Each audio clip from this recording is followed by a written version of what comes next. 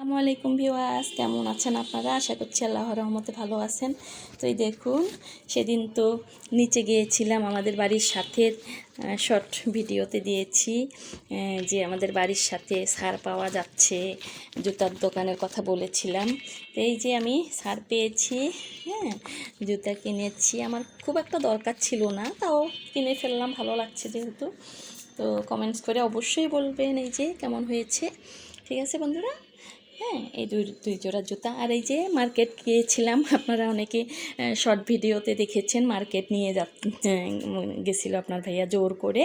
তো এই যে 6টা 3 পিস কিনে দিয়েছে। এই যে 1টা 2টা 3টা 4 5 6, তো 6টা 3 পিস কিনে দিয়েছে। হ্যাঁ, আমি আমি বলিনি আপনাদের ভাইয়াকে, সে জোর করে, ওই যে বাসায় গরমে একটু নরম কাপড়গুলো পরতেছি, আপনার ভাইয়া দেখে মনে করছে যে আমার জামা মনে হয় নষ্ট হয়ে গেছে, জামা নাই, সেজন্য সে আমাকে মার্কেটে নিয়ে গেছে, তারা মানে জোর করে এগুলো কিনে দিল। বলছে যে চলো চলো 2টা কিনে দিব, 2টা কিনে দিব। তো যাই হোক, 2টার বদলে আলহামদুলিল্লাহ 6টা কিনে দিয়েছি।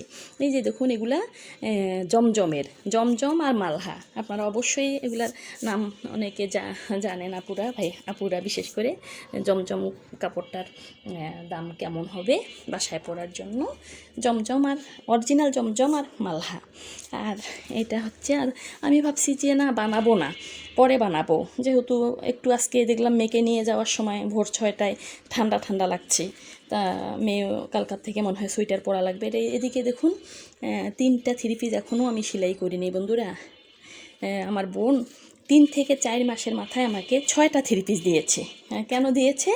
ও শখ করে 3টা দিয়েছে, তারপরে আমি 2টা বানাইছি। বানার পরে ও বলতেছে, আপু ঠিক আছে জামাটা? আমি কে হ্যাঁ সব ঠিক আছে, কিন্তু একটু শর্ট, আমি তো লম্বা মানুষ, তো একটু শর্ট। ও আবার এই শর্টের কথা কেন বলছি, ও পরের মাসে আরও 3টা পাঠিয়েছে। তা দেখুন বন্ধুরা, আমার ছোট বোন, মানে 3 নাম্বার বোন, সে আমাকে 3 থেকে 4 মাসের মাথায় 6টা 3 পিস পাঠিয়েছে। তা যাই হোক, আমি 3টা সেলাই করেছি একে একে, একবার 2টা একবার একটা, 3টে এখনও আমার রয়ে গেছে। তো এই আবার আপনার ভাই এগুলো দিল, এগুলো এখন সেলাই করব না ভাবছি। আপনাদের ভাইয়া বলতেছে সেলাই করতে হবে, করো তাড়াতাড়ি করো, তাড়াতাড়ি করো, সেলাই করতে দাও। আর এদিকে দেখুন, কিছু কাপড় নিয়েছি, এগুলো ধুবো। হঠাৎ করে যদি ঠান্ডা পড়ে যায়, তখন দেখা যাবে রোদের সমস্যা হয়ে যেতে পারে। ঠিক আছে বন্ধুরা। আর এদিকে দেখুন না কি, এই যে দেখুন, গরুর মাংস 1 পোটলা। কে দিয়েছে এটা? এটা অনেক দূর থেকে এসেছে, অনেক দূর। আমি বলবো না কে দিচ্ছে, আপনি পরে বলবো, সারপ্রাইজ থাকবে এটা। এটা শুধু এতটুক বলি যে এটা একজন ঘটক পাঠিয়েছেন। ঘটকটা কে এটা আমি এখন বলবো না। আমার বাবার বাড়ির পাশে ঘটক, উনি কুরবানি ঈদেও সবসময় আমাকে পাঠান। আর এটা পাঠিয়েছেন, ওনার একটা মানত ছিল, তা মানত আল্লাহ অবশ্যই ইনশাল্লাহ কবুল করেছেন। ওনার পার্সোনাল মানত ছিল, যাক, মনের আশা আল্লাহ পূরণ করেছেন, সেই জন্য গরু কুরবান দিয়েছেন আল্লাহর হস্তে। তো এইটা আমাদের জন্য পাঠিয়েছেন ঢাকায়। আমার অন্য অন্য ননদ ননাসকেও দিয়েছেন, আমাকেও দিয়েছেন, সবসময় উনি কুরবানি ঈদেও দেয়। তো ঠিক আছে বন্ধুরা, আমি মাংস ভিজুক, হ্যাঁ, ওদিকে কাপড় চোপড় ধুই, পরে আবার কথা হবে ইনশাল্লাহ, পরে দেখা হচ্ছে বন্ধুরা। ততক্ষণ পর্যন্ত আমার সাথে থাকুন বন্ধুরা। মাংসটা ধুয়ে টুয়ে আমি সুন্দর করে নিয়েছি। ভাবছিলাম মানে অলরেডি একটু মশলা দিয়ে দিয়েছি, পরে মনে হইলো যে না, আপনাদের সঙ্গে শেয়ার করি। তো এই আর কি, যে যেই ঘটক দিয়েছেন, ঘটক বলতে আমরা এই সব মশলা নিয়ে নিয়েছি এখানে, একদম মাংসের যা যা লাগে সব নিয়ে নিয়েছি। তো দিয়ে দিলাম বিসমিল্লাহ করে, হাতে মাখিয়ে বসাবো। গেছে তো, ঘটক বলতে আমরা বোঝাই পুরুষ মানুষকে, পুরুষ না, উনি মহিলা মানুষ। ওনাকে ওনার ওসিলায় আর কি আপনার ভাই আমাকে পেয়েছে, আমি আপনার ভাইকে পেয়েছি। ঠিক আছে না বন্ধুরা? আমাদের গ্রামে বলেন যে ঘটক ছাড়া, আমার নানি দাদি, আমার মায়ের মুখে শুনেছি যে ঘটক ছাড়া মারও নাকি বিয়ে হয় না, তাই না বন্ধুরা? ঘটক ছাড়া কি কারো বিয়ে হয় না? তা উনি হচ্ছে আমাদের ঘটক। ঠিক আছে বন্ধুরা।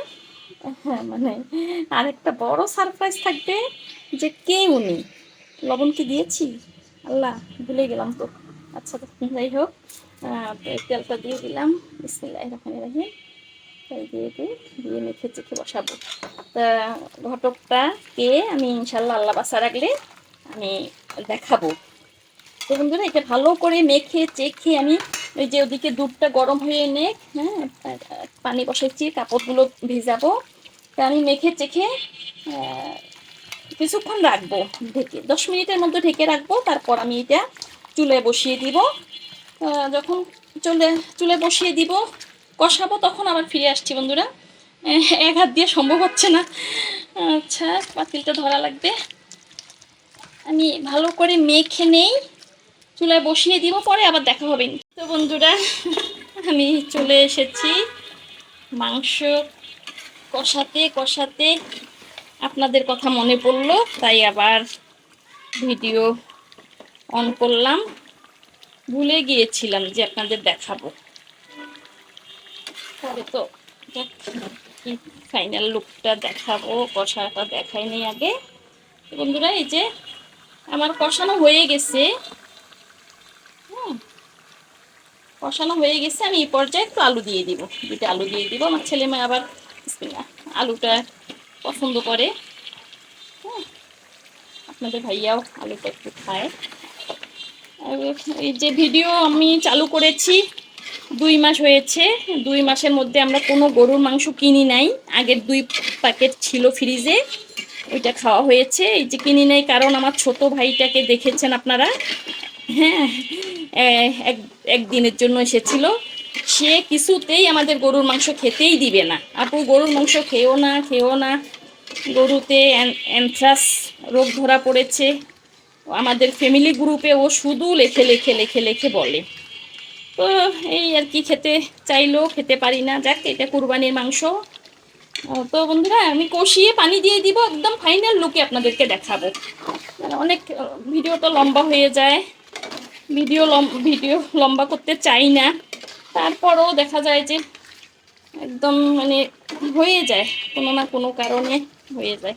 আমি কষিয়ে পানি দিয়ে দিব, একদম ফাইনাল লুক আপনাদের সাথে ফাইনাল লুকের সময় আসবো ইনশাল্লাহ। আমি কষাতে থাকি, তারপর ঝোলের পানি দিয়ে দেবো বন্ধুরা, পরে ফিরে আসছি।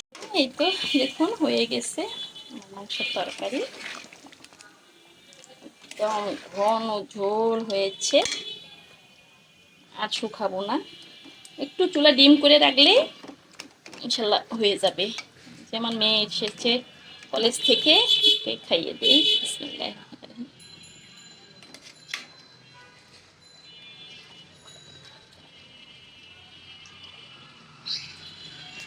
ঠিক আছে বন্ধুরা, ওকে দিয়ে নিই। আর আমি চুলাটা দিকে বন্ধই করে দিলাম। কেমন হয়েছে কালারটা অবশ্যই আমাকে জানাবেন।